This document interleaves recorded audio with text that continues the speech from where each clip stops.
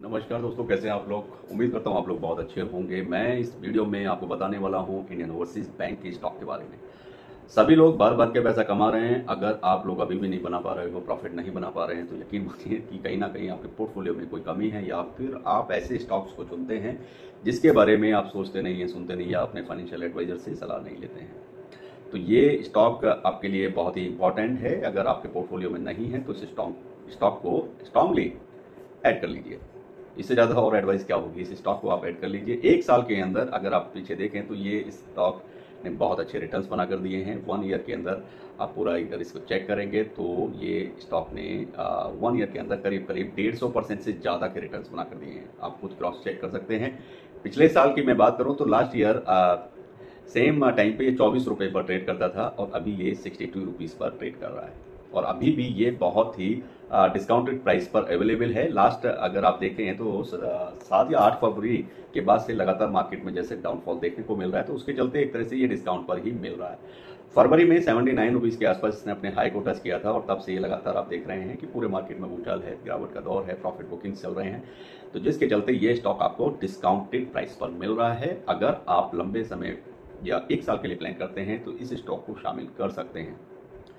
Video बनाने के पीछे का एक रीज़न है। आज इसका मैं Q4 का रिजल्ट्स के बारे में डिस्कशन करेंगे। ये मैंने आपको सारा डाउट क्लियर कर दिया है कैसा ये स्टॉक है।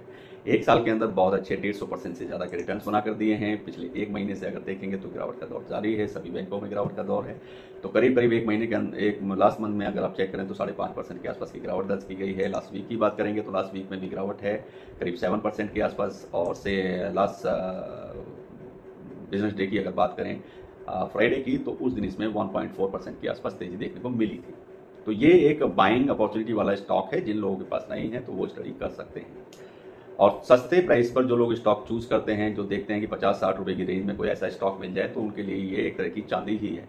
तो आपको हाथ चांदी लग गई है। तो ये स्टॉक आपको अभी 60 रुपये 62 रुपये पर ट्रेड करता हुआ दिख रहा है। इस स्टॉक को आप अपने पोर्टफोलियो में शामिल करेंगे तो आपको ज़रूर फ़ायदा मिलने वाला है, और अच्छा स्टॉक ये बनता हुआ दिखाई दे रहा है। आने वाले समय में अगर आप जाएंगे तो आपको ये बहुत अच्छे रिटर्न्स बना कर देगा। और साथ के साथ अगर आप इसमें 3 महीने का प्लान करेंगे तो 3 महीने के अंदर ये आपको बहुत निराश नहीं करेगा। आने वाले अगला जो फर्स्ट क्वार्टर अगर आप कंप्लीट करेंगे तो आपको बहुत अच्छे प्रॉफिट देगा। अगर आपने सेकंड क्वार्टर अगला जो कंप्लीट किया तो आपको अच्छे रिटर्न्स बनाकर देने वाला स्टॉक है। जनरली सभी लोग ऐसा स्टॉक चूज करते हैं 50-60 रुपये की रेंज में अगर मिलने वाला, तो बैंक सेक्टर का ये एक बेहतरीन स्टॉक है इंडियन ओवरसीज बैंक। तो बात करेंगे इसके Q4 की। उससे पहले मैं आपको एक न्यूज़ बता देता हूँ कि अभी जो नेक्स्ट वीक से मार्केट खुलने वाला है वो 5 दिन नहीं 6 दिन खुलेगा। उसमें कुछ विशेष ट्रायल होने वाले हैं। तो वो लास्ट टाइम भी हुए थे, तो सेम उसी की वजह से वो 6 दिन खुलने वाला है। ट्रेड का टाइम बढ़ने का कोशिश की जा रही है। अगर उसके चलते वो जो पिछली बार भी कुछ पिछले शायद फरवरी या मार्च में इस तरह के सेशन हो चुके हैं। तो अभी शनिवार को जो अगला सैटरडे आएगा 18 मई होगी, तो उसको एनएससी का स्पेशल ट्रेडिंग सेशन रहने वाला है। और पहला सेशन वही सेम तरीके से ही होने वाला है। 9:15 से शुरू होगा, 10 बजे तक हो जाएगा। और दूसरा सेशन 11:45 से शुरू होकर के 1 बजे खत्म होगा। शनिवार को खुलने वाले बैंक इस बाजार को लेकर और भी कई सारी बातें हैं, तो वो आप नेट के थ्रू भी पढ़ सकते हैं, तो वो आपको देखने को मिल जाएंगी। तो इस तरह के 2 सेशन होने वाले हैं, जिसकी वजह से नेक्स्ट वीक में आपको सैटरडे को भी ये खुलता हुआ देखने को मिलेगा।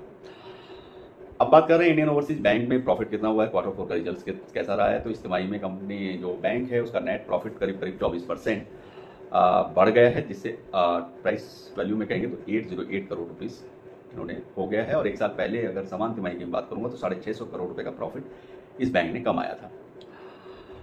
इंडियन ओवरसीज बैंक ने मार्च तिमाही के नतीजे जारी कर दिए हैं, और इस तिमाही में कंपनी के नेट प्रॉफिट 24% बढ़ गए हैं। ये आप सभी को मैंने बता दिया है, और 1 साल पहले का भी मैंने आपको बता दिया है। तिमाही में बैंक की कुल आय करीब 9,106 करोड़ रुपए हो गई है, जबकि जनवरी टू मार्च 2023 में अगर पिछले साल की बात करेंगे तो 6,622 करोड़ रुपीज थी।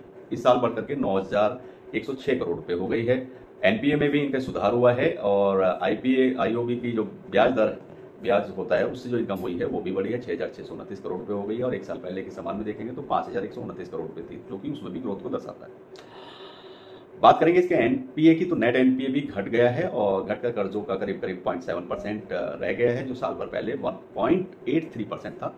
अब 0.57% इनका एनपीए रह गया है। तो शेयर की बात करें, शेयर सभी बैंकों के गिर रहे हैं। तो अगर थर्सडे या फ्राइडे को आप देखेंगे तो करीब करीब ये स्टॉक इसका गिरा है। 3-4% के आसपास गिरावट देखने को मिली है, जो मैंने आपको वीडियो की स्टार्टिंग में आपको बता दिया था।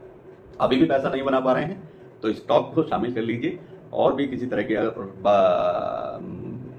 प्राइस टारगेट की बात रह गई थी, तो प्राइस टारगेट की जहाँ तक बात है तो ये बहुत तेजी के साथ में आपको 2 क्वार्टर्स यानी कि 3 to 6 मंथ आफ्टर अगर आप देखेंगे तो ये आपको 120-122 रुपए के आसपास ट्रेड करता हुआ देखने को मिलेगा। बहुत तेजी ही पहला क्वार्टर में रिजल्ट्स अगर बहुत अच्छे आते हैं तो ये 100 रुपये को क्रॉस करने वाला है। उसके बाद ये भी पकड़ में आने वाला नहीं है। 130-125 रुपये की रेंज में आपको क्वार्टर 2 के रिजल्ट्स के आसपास देखने को मिल जाएगा। तो आपको अच्छे स्टॉक की तलाश रहती है तो ये अच्छा स्टॉक है। सभी को नमस्कार, चैनल को जरूर सब्सक्राइब करें, लाइक करें, बेल आइकन के बटन को प्रेस करें। नमस्कार।